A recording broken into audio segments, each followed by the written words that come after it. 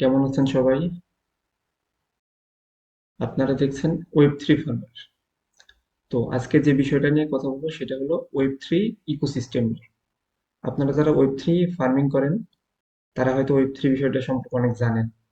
তো তাদের জন্য এই ভিডিওটা চাইলে দেখতে পারেন। আর যারা জানেন না, সবেমাত্র নতুন ওয়েব 3 ফার্মিং এ আসছেন বা কোনো আইডিয়া নাই বা আছে সামান্য, তো তারা এই ভিডিওটা কন্টিনিউ করতে পারে। তো চলুন শুরু করা যাক। তো প্রথমে ওয়েব 3 মাইনিং এর ক্ষেত্রে প্রথম যে টার্মটা আসে সেটা হলো অ্যাড্রপ জিনিসটা আসলে কি? এয়ারড্রপ জিনিসটা হলো এমন যে কোনো একটা কোম্পানি তাদের টোকেন বাজারে লঞ্চ করবে, লঞ্চ করার জন্য একটা কমিউনিটি বিল্ড আপ করে। তো কমিউনিটিটা কি? তো ওদের টোকেনটা মানুষের মধ্যে ডিস্ট্রিবিউশন করবে, মানুষের মধ্যে যেন একটা হাইপ ক্রিয়েট হয়। এবং হাইপ জিনিসটা কি? হাইপ হলো জিনিসটা আসলে কিছুই না বা খুবই কম দামি একটা জিনিস, যেটা অনেক নাম ডাক করছে, অনেক বড় কিছু মনে করছে, এটা হলো হাইপ। তো এই হাইপ বলেন বা মিম বলেন, দুইটাই সেম টার্ম। ভাইরালও বলতে পারেন, তো ভাইরাল টোকেন। তো জিনিসটা হলো কমিউনিটির মধ্যে ডিস্ট্রিবিউশন করে দেয় কোম্পানি। কোম্পানি কি জন্য দিচ্ছে? যে তাদের এই কম দামি টোকেনটা যেন হাইপ ক্রিয়েট করে অনেক পাম্প করে উপরে ওঠে। কথার কথা, একটা কোম্পানি 100 টোকেন বাজারে লঞ্চ করছে, এর মধ্যে কমিউনিটিকে দিল হলো 60টা টোকেন। আর বাকি 40% ওদের ইকোসিস্টেম আছে, এক্সচেঞ্জার আছে, বিভিন্ন জায়গাতে অ্যালোকেশন দিয়ে দিল। তো এই 60টা টোকেন যে দিল, তো তাদের 100টা টোকেনের বাজার মূল্য ধরেন কথার কথা 500 টাকা ধরল। তো তাদের কমিউনিটির মধ্যে দিল হলো 60টা টোকেন। তো 300%, মানে 300 টাকার টোকেন কমিউনিটির মধ্যে দিয়ে দিচ্ছে। কিন্তু কমিউনিটি এত একটা হাইপ ক্রিয়েট করছে বা মিম ক্রিয়েট করছে যে এটা পাম্প করে হয়ে গেছে 500 টাকার। টোটাল অ্যালোকেশন পাম্প করে হয়ে গেছে 5,000 টাকা।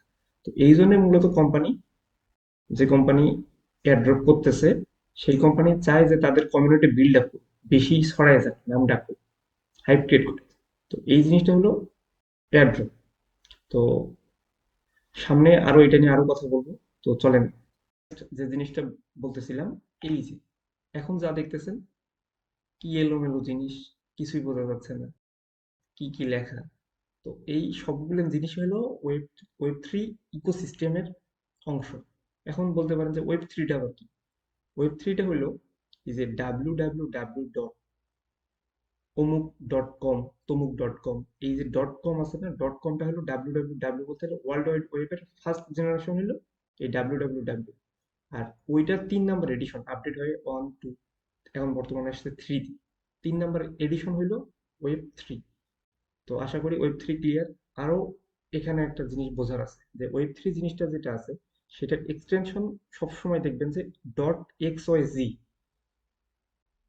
যদি কোনো ওয়েবসাইটের শেষের দিকে .com লেখা থাকে, .com নর্মালি ইউএস কে বোঝায়, .in যেমন ইন্ডিয়াকে বোঝায়, .bd যেমন বাংলাদেশকে বোঝায়। আর এই ওয়েব 3 ডোমেইন গুলোকে বোঝায় হলো .xyz দিয়ে। নর্মালি এটা দিয়ে বোঝায়, এর বাইরেও অনেক কিছু থাকতে পারে, .io থাকতে পারে, অন্য কিছু থাকতে পারে, কিন্তু নর্মালি .xyz দিয়ে বুঝবেন যে এইটা হলো ওয়েব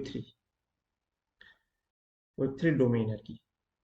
তো এই জিনিসটাকে আমি গোছাই বলতেছি আরো, যে এই যে এলোমেলো জিনিস দেখতেছেন, এটাকে আমি গোছাই একটা জিনিস ফরম্যাটে নিয়ে আসছি। সেটা হলো কি, কোনো একটা কোম্পানি যখন তাদের যে কোনো প্রোডাক্ট লঞ্চ করবে বাজারে, তো সর্বপ্রথম যে ফেজটা নিয়ে আসে সেটা হলো ডেভনেট। এই যে ডেভনেট, তো ডেভনেটটা হলো কি, ওই কোম্পানি তাদের প্রোডাক্ট টেস্ট করার আগের ফেজ হলো ডেভনেট। কোম্পানির প্রোডাক্ট এখন টেস্টিং এ দেয়নি, তারও আগের ফেজ হলো ডেভনেট, যে প্রোডাক্টটা টেস্ট করুক, টেস্ট করে যে সমস্যাগুলো আছে বা প্রবলেমগুলো আছে সেগুলো ফাইন্ড আউট করুক, ফাইন্ড আউট করে ওগুলো ইমপ্রুভ করে টেস্ট নেটে দেবে। তো তারপর আসতেছে কি, ডেভনেটের পরে হলো টেস্ট নেট। যে ডেভনেটের যে সমস্যাগুলো ফাইন্ড আউট হলো সেগুলো ইমপ্রুভ হবে এসে টেস্ট নেটে। তো এই যে ডেভনেট গেল, টেস্ট নেট গেল, টেস্ট নেটের পরে হলো মেইন নেট। কিন্তু এই কোম্পানি যে ডেভনেট এবং টেস্ট নেট, এই যে দুটা দুইটা জিনিস, দুইটা মানুষকে টেস্ট করে, মানে টেস্ট করাই নিল, সমস্যাগুলো ফাইন্ড আউট করে নিল, এই জন্য কোম্পানি করে কি, তাদের একটা এয়ারড্রপ দিয়ে দেয়, অ্যালোকেশন দিয়ে দেয়। তো এই যে ডেভনেট প্লাস টেস্টনেট, এটা দুটাতে যে কোনো community normally 100% free to join করতে পারে, যেটা আমরা করি আর কি, ক্রিপ্টো ফার্মিং এ যেটা করি। তো 100% ফ্রি টু জয়েন, এটা হলো ডেভনেট এবং টেস্টনেট, যেখানে কোনো ধরনের কোনো টাকা পয়সা খরচ হয় না। এইখানে একটা জিনিস খরচ হইতে পারে, যদি এইটার কোনো টাস্ক গ্যালাক্সি ল্যান্ডারে আসে, অথবা ইন্টারেক্ট.io তে আসে, অথবা ইয়ে জোড়াতে আসে, তাহলে এনএফটি মিন করার জন্য হয়তো কস্টিং একটা করতে পারে। সেটা ওই কোম্পানির ব্যাকএন্ড অনুযায়ী, যে কি রকম কোম্পানি কতটা ব্যাকএন্ড স্ট্রং আছে সেই হিসাবে অ্যালোকেশন আসে, তো ওইটার কথা বাদ দিলাম। এনএফটি মিন্ট করতে হতে পারে, ওটা টাকা দিয়ে হতে পারে। টাকা বলতে ডলার। তারপর আসতেছে হলো কোম্পানির মেইন নেট।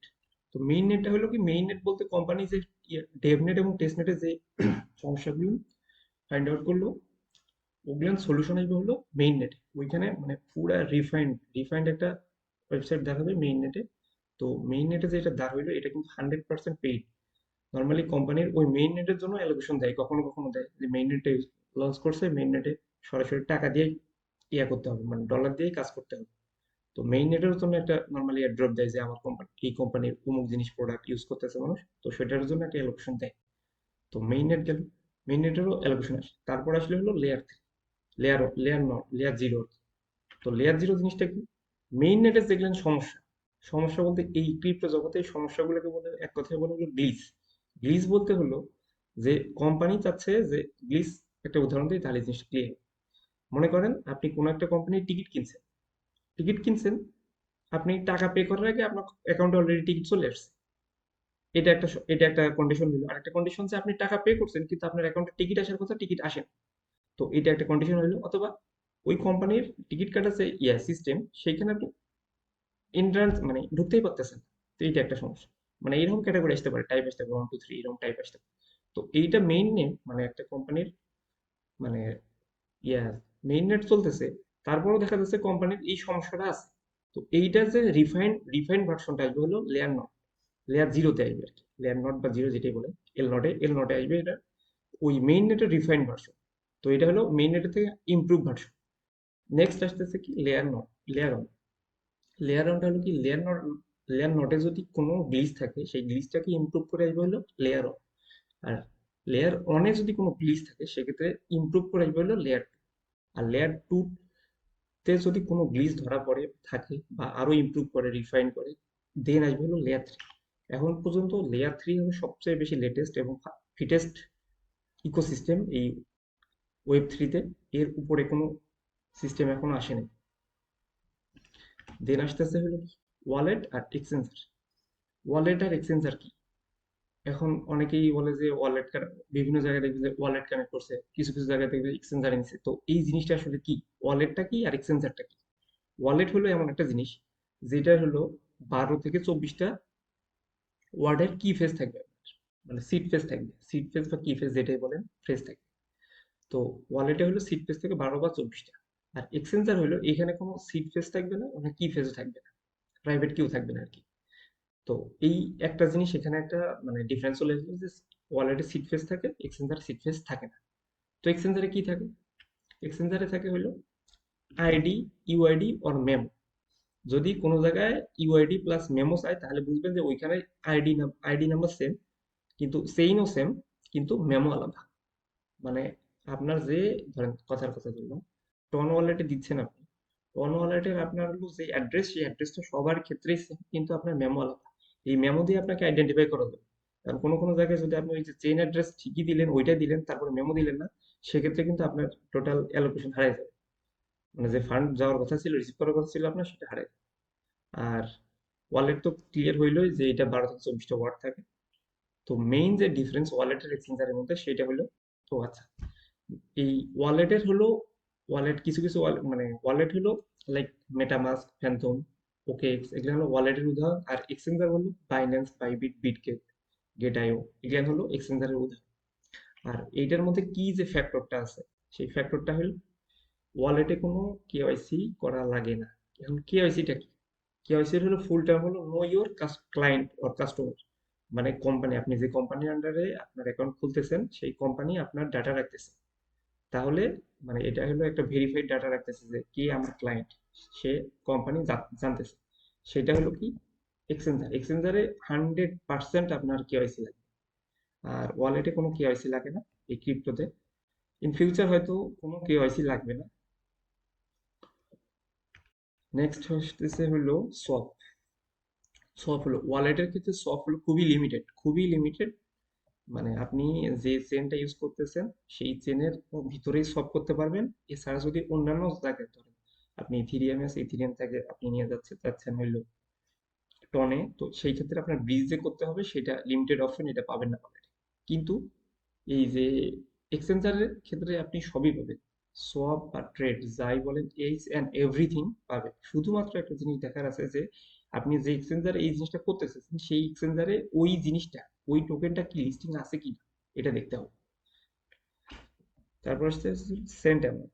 ওয়ালেট থেকে যে কোনো অ্যামাউন্ট যে কোনো জায়গায় সেন্ড করা যায়, একটা নির্দিষ্ট পরিমাণ লিমিটেশন আছে, খুব সামান্য, কিন্তু সেন্ড করা যায়।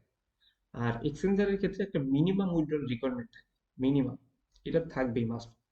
যদি কথার কথা ধরেন আপনি বাইবিটে আছেন, বাইবিট থেকে আপনি হলো মেন্টাল টোকেন উইথড্র করতেছেন, এখানে মিনিমাম উইথড্রল আপনার হলো 10 মেন্টাল টোকেন থাকতে হবে। কিন্তু ওইটাই যদি আপনি ওয়ালেটে নিয়ে আসেন, ওয়ালেট থেকে এনি কাইন্ড অফ অ্যামাউন্ট আপনি সেন্ড করতে পারেন, কোনো সমস্যা নেই। আর ওয়ালেট, এখন ওয়ালেট নিয়ে কিছু বলি যে ওয়ালেট জিনিসটা আসলে ওয়ালেট হলো, এটা আপনি ফোনের মধ্যে প্লে স্টোরে অ্যাপস হিসেবেও পাবেন, অথবা হলো ব্রাউজারে এক্সটেনশন হিসেবেও পাবেন। এটা হলো ক্রোম ক্রোম স্টোরে গেলে পাওয়া যাবে আর কি। ক্রোমে যে আছে সেটাতে পাওয়া যায়। তো ক্রোম এক্সটেনশনের মধ্যে পাওয়া যায়। তো ওয়ালেট জিনিসটা হলো যে মেটামাস্ক, ফ্যান্টম, ইউনিসেট, এই যে এই ওয়ালেট গুলো আছে, এখন ওয়ালেট তো ওয়ালেট, ওয়ালেট এত নাম আসলো কি? তো মেটামাস্ক নর্মালি হলো ইথিরিয়াম চেইন সাপোর্ট করে আর কি। এখন ইথিরিয়াম চেইন কি? ইথিরিয়াম হলো একটা হলো মাদার মাদার টোকেন। এই টোকেনের আন্ডারে অনেক টোকেন আছে। তো এটা হলো ইথিরিয়াম, হলো ইথিরিয়াম বলে নর্মালি মেটামাস্ককে সাপোর্ট করে এইরকম কিছু আর কি। আর ইথিরিয়ামের হলো মানে টাইপ যেটা আছে সেটা হলো ইভিএম, মানে হলো ইথিরিয়াম ভার্চুয়াল মেশিন, বা ERC-20 বলে, এটা একটা টাইপ আর কি। আর এইখানে যে মেইন যে ক্যাটাগরি আছে সেটা হলো টেস্টনেট আছে, মেইন নেট আছে। টেস্টনেটে যে ইথিরিয়াম ইথিরিয়াম সেইনে যে টেস্টনেটটা আছে সেই টেস্টনেটের নাম হলো সেফুলিয়া। আর মেইন নেটে যেটা আছে সেটা ইথিরিয়াম। আর এর শর্ট ফর্ম হলো ইটিএইচ। আর ফ্যান্থম ওয়ালেট বলে নর্মালি মানুষের মধ্যে দেখা যাচ্ছে সলচেন। তো ওই যে সলচেনে হলো ফ্যান্থম ওয়ালেট। আর এরপর আসতেছে হইলো সলচেনের আরেকটা জিনিস আছে, হলো নতুন লেয়ার 2 তে আসছে এটা। এটা সোলানা ভার্চুয়াল মেশিন। আর এইটারও ক্ষেত্রেও সেম জিনিস, টেস্টনেট, মেইননেট, কিন্তু এই সলসেনের ফসেটকে কখনো কোনো নাম দিয়ে মানে বোঝানো সলসেনের টেস্টনেট ছিল, সে টেস্টনেট, এর আলাদা কোনো নাম নেই। আর ইউনিসেট বলতে বিটিসি ওয়ালেটে, এখন বিটিসি ওয়ালেট বললেই মানুষের মাথায় একটা ইউনিসেট ইউনিসেট চলেই আসে আর কি, নর্মালি চলে আসে। এর বাইরে অনেক ওয়ালেট আছে বিটিসি চেইন সাপোর্ট করে, কিন্তু ইউনিসেট মানুষের মাথায় এমনি একটা ক্লিক করে আর কি। তো ইউনিসেটের ক্ষেত্রে কিছু টাইপ আছে, বিটিসি ওয়ালেটের ক্ষেত্রে। তো এইখানে হলো নেটিভ থাকতে পারে, নেস্টেড থাকতে পারে, ট্যাপরুট থাকতে পারে, লিগেসি থাকতে পারে, এই 4টা টাইপ আছে। তো যখন যে যেখান থেকে ফান্ড পাঠান না কেন, যে আপনি যেখানে রিসিভ করতেছেন সেইটার যে আপনার টাইপটা, ট্যাপ রুটে আছে না নেস্টেডে আছে না নেটিভ আছে, আর যেখান থেকে সেন্ড করতেছে দুইটার টাইপ কি সেম আছে কি, যদি সেম না থাকে তাহলে কখনো পাঠাইলে ওই টোকেনটা রিসিভ হবে না।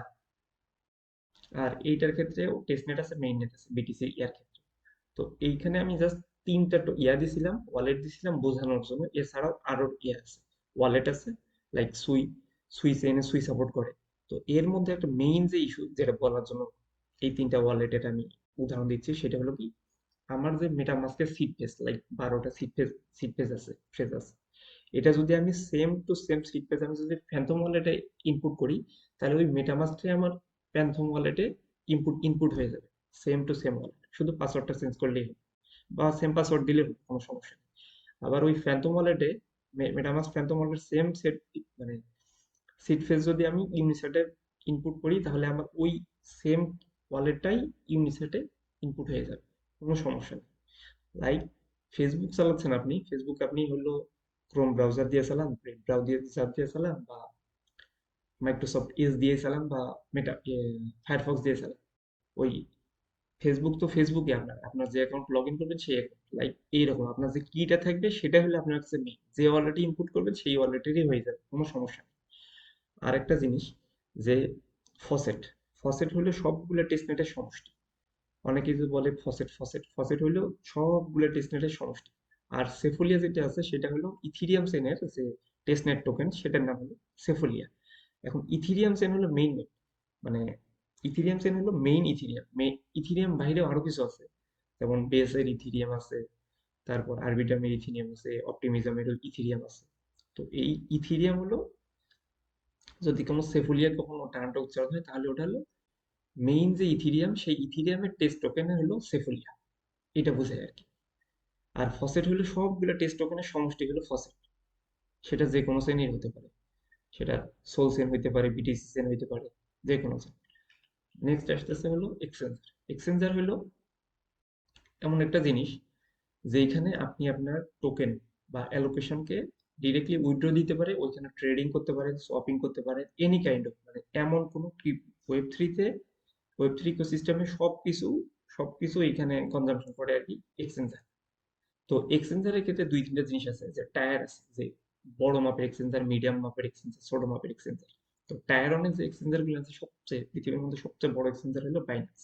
বাইন্যান্সের পরে আছে কয়েন বেস, ক্রাকেন, ওবি, ওকে এক্স, এগুলো হলো প্রথম সারির দিকে এক্সচেঞ্জার। এর বাইরে আরো প্রথম সারির এক্সচেঞ্জার আছে, আমি জাস্ট উদাহরণের জন্য এই কয়টা নিচ্ছি।